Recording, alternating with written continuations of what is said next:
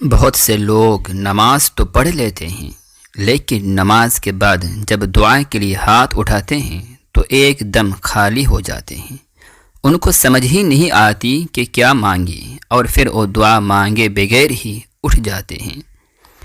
جس طرح نماز پڑھنا عبادت ہے، روزہ رکھنا عبادت ہے، اسی طرح دعا مانگنا بھی ایک عبادت ہے۔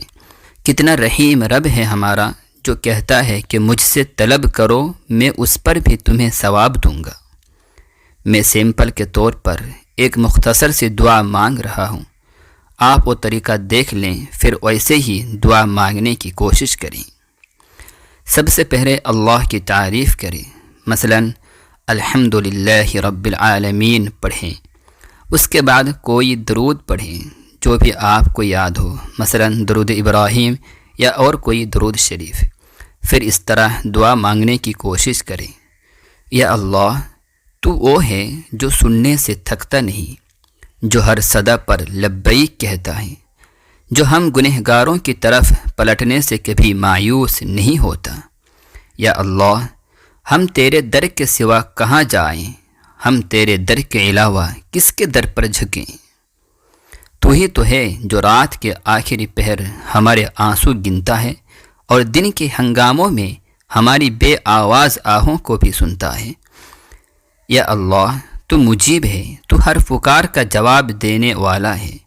میری وہ دعائیں جو صرف میری آنکھوں سے نکلی، اور وہ حسرتیں جو میں زبان پر لا ہی نہیں سکا، تو سب جانتا ہے۔ تو میرے دل کی دھڑکنوں سے واقف ہے۔ یا اللہ تو جانتا ہے کہ میری مسکراہٹ کے پیچھے کتنا درد چھپا ہے۔ تو جانتا ہے کہ میں دن بھر لوگوں کے بیچ رہ کر بھی اکیلا محسوس کرتا ہوں، اور رات کے اندھیروں میں صرف تجھے ہی یاد کرتا ہوں۔ یا اللہ جب میں تھک جاتا ہوں، جب سجدے لمبے ہو جاتے ہیں، جب دعا کرتے ہوئے لفظ ختم ہو جاتے ہیں، تو بس اتنا کہہ دیتا ہوں کہ یا اللہ تو جانتا ہے، اور تو واقعی جانتا ہے۔ یا رب تو بس ایک لمحے میں میرے دل کے ہر کونے کو بھر سکتا ہے۔ تو چاہے تو میرے روٹھے نصیب بدل سکتا ہے۔ تو چاہے تو میرے حق میں وہ دروازے کھول سکتا ہے جن کے بارے میں نے کبھی سوچا بھی نہ تھا۔ یا اللہ میری ان دعاؤں کو قبول فرما جو سالوں سے دل میں قید ہیں، جو ہر بار مانگنے پر آنکھوں سے بہہ جاتی ہیں، لیکن پورے یقین کے ساتھ تجھ سے مانگتا رہتا ہوں۔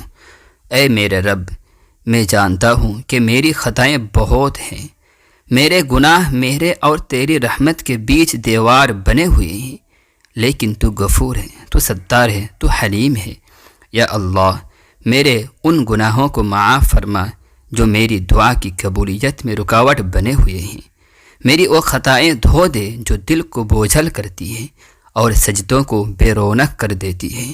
یا اللہ میرے ان آنسوؤں کو رائیگاہ نہ جانے دے جو تیرے سامنے بہے ہیں، اور میرے ان امیدوں کو مایوسی میں نہ بدلنے دے جو صرف تجھ سے جڑی ہیں۔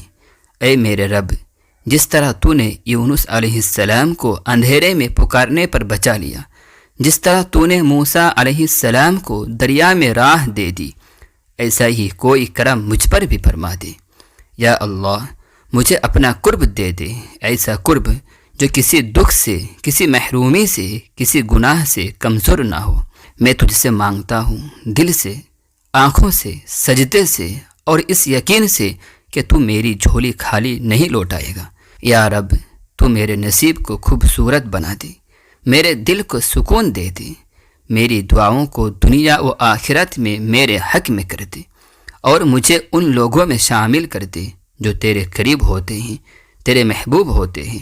یا اللہ مجھے ہمت دے کہ میں ہمیشہ تیری طرف رجوع کرتا رہوں، مجھے یہ توفیق دے کہ میری زبان پر ہمیشہ دعا ہو، اور میرا دل ہمیشہ تجھے یاد کرے۔ یا اللہ میں نے جو مانگا ہے وہ بھی عطا کر، اور جو مانگنے سے میرے دل میں رہ گیا ہے وہ بھی عطا کر۔ یا اللہ میری اس مختصر سی دعا کو حضور اقدس صلی اللہ علیہ وسلم کے صدقہ طفیل میں قبول فرما، آمین یا رب العالمین۔ پھر آخر میں بھی کوئی درود پڑھیں۔ کوئی بھی کمنٹ میں آمین لکھے بغیر نہ جائے، اور اس دعا کو اپنے ان دوستوں کے ساتھ بھی لازمی شیئر کرے جن کو دعا مانگنا نہیں آتا۔ کیا پتہ آپ کی وجہ سے کوئی اللہ کے قریب ہو جائے اور آپ کو بھی اس کا اجر ملتا رہے۔